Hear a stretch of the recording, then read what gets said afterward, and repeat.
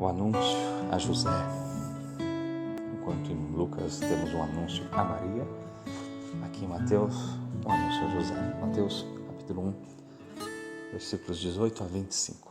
Vamos mergulhar e entender bem essa perícope. A narrativa do anúncio a José liga-se estreitamente ao texto anterior, que é Mateus capítulo 1, versículo 1, que inicia com as palavras livro da Gênese, da origem de Jesus Cristo. E agora no versículo 18, lemos a Gênese, a origem de Jesus Cristo foi assim. Perceba como o texto é bem escrito. E às vezes a gente passa rápido no texto, nem percebe essas concordâncias internas. Mas que o leitor atento lá do século I, que estava acostumado com esse tipo de texto, lia, entendia e se horrorizava. Por exemplo, um judeu não convertido ao cristianismo ficaria espantado vendo aqui essas coisas que Mateus fala de Jesus. Já um cristão ficava fortalecido na sua fé. Eu espero que esteja acontecendo isso com você, viu? Vamos lá. A genealogia tinha o título grego do livro de Gênesis, inaugurando a narrativa de nossa recriação no Cristo Senhor, ou da nova criação. Agora inicia-se a narração da criação, da Gênese, da origem do Salvador. A genealogia retoma sinteticamente toda a história do povo de Deus para situar o Messias e responder à questão essencial: quem é Jesus? A narrativa do anúncio responde agora à pergunta: de onde veio Jesus? De quem procede ele? E a resposta vai ser: de Deus. Confira comigo. O narrador indica então como esta origem lhe foi dada. O texto anterior tratava ao mesmo tempo dos temas da continuidade, Jesus na história de seu povo, e da descontinuidade, marcada pela ausência do verbo gerar no versículo 16. Porque quem gerou Jesus foi Deus. A narrativa do anúncio retoma esses dois temas, como pode haver continuidade na linhagem messiânica se o próprio Deus está diretamente empenhado no nascimento do menino.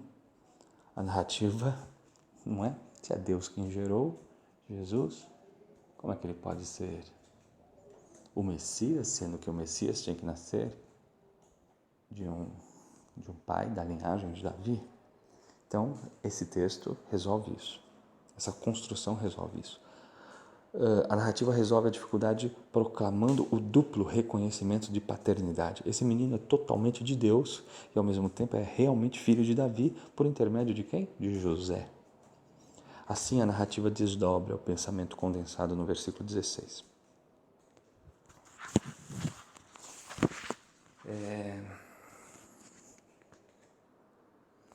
Vamos ver outros esquemas que se repetem dentro dessa narração. Em sua estrutura aparente, Mateus 1, 18, 25 é muito semelhante à narrativa do envio dos discípulos de Jesus a Betfagé, em Mateus capítulo 21, versículos 1 a 7. Nos dois casos é dada uma missão. Mateus 1, 20, Mateus 21, 1. Apoiada num texto profético, Mateus 1, 22, Mateus 21, versículo 4. E segue-se a execução, Mateus 1, 24 e Mateus 21, 6. Mesma construção literária. Olha que legal. As duas introduções à citação profética usam uma fórmula que, com algumas variantes, se encontra 10 vezes em Mateus, para que se cumprisse o que o Senhor havia dito pelo profeta. 10 vezes isso é citado. Isso faz parte do Midrash, para que se cumprisse o que o Senhor havia dito pelo profeta. Onde está escrito isso? Mateus 1, 22, 2, 15, 17, 23, capítulo 4, versículo 14, 8, 17, capítulo 13, versículo 35, 21, versículo 4, 27, versículo 9. Assim por alto. Comparar também com Mateus 1, 24, 21, 6. Fizeram como Jesus lhes ordenara. Semelhante fórmula é comum no Pentateuco, depois da menção dos mandamentos. Também nós vamos ver isso em Mateus 26, 19. De modo mais preciso, Mateus 1, 18 a 25, o anúncio a José, entra na categoria das narrativas de anúncios, dos quais conhecemos numerosos exemplos na Bíblia e também na literatura intertestamentária. Lembra dessa aula? Literatura intertestamentária? Podemos lembrar também daqui já o anúncio evangélico a Abraão, o pai de Moisés, muito parecido com o anúncio do anjo a José. E em Lucas também. O quadro que nós vamos ler comparando vai ficar mais fácil para entender isso, essas narrativas, como se repetem essas narrativas de anúncio. Mas vamos falar um pouco de José e Maria. Maria era noiva ou casada com José, né? A noiva já era casada também, vamos se dizer, né? Era casada, mas não morava junto. Tem todo o jeito judeu de se casar da época. Acho que não vamos nos aprofundar nisso não. Vamos lá. Ela encontrou-se grávida por obra do Espírito Santo, certo? Isto é, pelo poder de Deus, segundo o sentido habitual dado a esta palavra na Bíblia e também na literatura intertestamentária. Não se falava de Espírito Santo como se fosse uma pessoa, como hoje se fala, mas o Espírito Santo era o poder de Deus, poder criador. A situação torna-se então paradoxal. Maria é a esposa de José, mas o filho que ela traz vem de Deus. Isto coloca diretamente em questão a origem da vítica de Jesus. A outra dificuldade: José, seu esposo, sendo justo e não querendo difamá-la, resolveu repudiá-la em segredo. Esse versículo já motivou muitos debates e para explicá-lo muitas hipóteses já foram apresentadas. As dificuldades se devem sobretudo a esses dois pontos. São, acho que, os mais difíceis aqui nesse texto, né? Mas vamos pelo primeiro ponto. Vamos lá? Não são bem conhecidos os costumes dos judeus da época de Jesus no tocante ao repúdio. O repúdio secreto, que é dito aqui no texto, é desconhecido. Que negócio é esse? Ele é sempre um ato legal e público, realizado diante de testemunhas e com a entrega do líbelo de repúdio, como determina Deuteronômio capítulo 24, versículo 1. Traduzimos então por despedir, mandar de volta, de sentido mais amplo do que repudiar. E que não implica necessariamente o ato de repúdio, que seria também de difamação pública. Por outro lado, qual é o texto da lei que pode ser alegado? Quando o marido duvidava de sua mulher, recorria à água da amargura, como vemos em Números capítulo 5, versículo 11 a 31. Também o Targum palestinense acrescenta-se: se a mulher for reconhecida inocente, ficará grávida e dará à luz a uma criança do sexo masculino. O Targum sobre Números 5, 27. Se uma moça, noiva de um moço, dormisse com outro antes do casamento, devia, teoricamente, ser apedrejada. Deuteronômio 22, 23. Mas nenhuma dessas leis se aplica perfeitamente ao caso de Maria. E nem era o caso de mandá-la de volta para sua casa, porque ela ainda estava morando na casa dos pais. Porque era assim, se fazia o casamento em 2 etapas. É complicado, né, essa palavra noiva, como a gente falou, casado ou noiva, né? Não é pensa, é uma palavra que a gente usa aqui no nosso dia a dia, mas noiva, no grego, no texto escrito, na cultura daquela época, não tinha nada a ver com isso. Então a tradução noiva não é satisfatória. E o noivado não era conhecido também na época, né? Como a gente conhece hoje. Isso é uma construção cultural do nosso tempo. Em Mateus 1,19, aliás, José é chamado de esposo de Maria. Não é? Pode olhar. Segundo o costume daquele tempo, o casamento se realizava em 2 tempos. Depois do compromisso mútuo que ligava juridicamente os esposos, a esposa ficava na casa dos pais durante aproximadamente 1 ano, até o dia em que o esposo a levasse para sua casa, a fim de levarem vida comum. A frase antes de morarem juntos refere-se a esse costume. Durante o ano em que a esposa permanecia na casa paterna, as relações conjugais geralmente não eram admitidas, pelo menos na Galileia. Não nos esqueçamos de que as moças se casavam, ou melhor, eram casadas, né? Os pais escolhiam, né? Então isso acontecia entre os 12 e os 15 anos. E os moços não muito mais velhos. José, então, era um jovem, né? Às vezes se pinta aqueles quadros de José velhinho, barba branca, para tentar se dar a ideia de que, como ele era um velhinho, provavelmente não teve nenhuma relação sexual com Maria. Então, mas José era um jovem. Então, e também, né, explorando essa cultura da época, vai se dizer então que a mulher ficava em casa cuidando do enxoval e o homem preparando a casa, construindo a casa.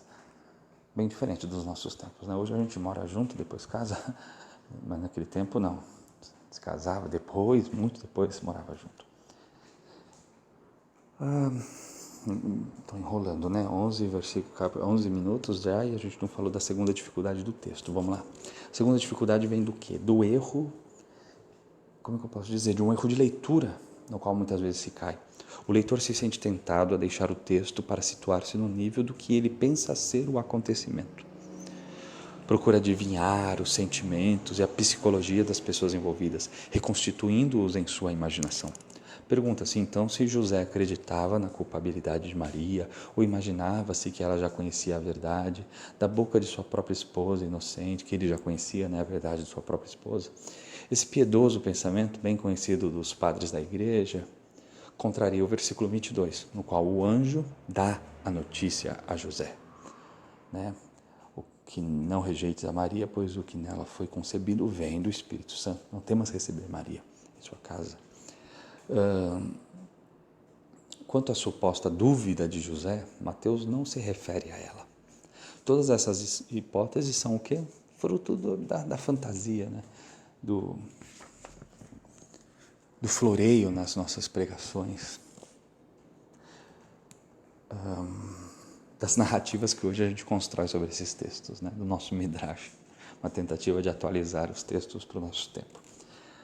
Procuremos então situar-se no nível do texto. Vamos lá. De um lado, o casamento de José e Maria corre perigo pela presença do menino. De outro lado, o plano divino pode ser comprometido pela decisão de José. Sendo justo, ele não pode reconhecer uma paternidade a qual não tem direito. Por isso quer separar-se de Maria sem difamá-la. Mais ou menos como Abraão, o pai de Moisés, que quis repudiar Joquebede durante a perseguição no Egito, segundo uma tradição judaica, ou então que não quis repudiá-la segundo o pseudo-Filon. De resto, Abraão e Joquebede eram santas pessoas. Lembra que a gente leu isso na aula sobre o Midrash do pequeno Moisés? Se você não lembra, volte lá, é muito legal. Imaginemos por um instante o seguinte. O texto no versículo 19. José, seu esposo, abafou o caso. Ou fez como se não fosse nada. Ficou de boa. Para o narrador, isto significaria da parte de José uma apropriação indébita de algo que não era dele. Unicamente Deus podia levar José a assumir semelhante paternidade. Só Deus. Por isso, o anúncio a José. Isso me lembrou o azulejo maravilhoso do Cláudio Pastro, né? Na Basílica de Aparecida, sobre esse assunto, muito, muito belo. Assim, e somente assim, é que José devia levar Maria para sua casa, com um menino gerado por obra do Espírito Santo. Consequentemente, ele o integrava na linhagem messiânica. A adoção legal não era uma ficção jurídica. O adotado tornava-se verdadeiro filho com todos os direitos inerentes ao seu registro genealógico. Um escrito judaico do século I da nossa era, o apócrifo do Gênesis, descoberto em Qumran, conta-nos o nascimento extraordinário do pequeno Noé. Resplandecente de luz, a tal ponto que seu pai Lameque perturbou-se pensando que o menino fosse fruto de união de sua mulher com um anjo, à semelhança dos filhos de Deus, dos quais fala Gênesis capítulo 6. Matusalém, o avô, tranquilizou Lameque. O menino era dele mesmo e Mateus dá-se o contrário. José é informado sobre o mistério do nascimento de Jesus e, não obstante, aceita a função paterna. Aceita. Era um justo, pronto para seguir a vontade de Deus, tanto em sua primeira reação, a de despedir Maria, como em sua aceitação final. Viva José, grande José. Para não nos alongarmos, eu deixo o anúncio do anjo para a próxima aula, tá bom? Mergulharemos fundo nesse anúncio do anjo.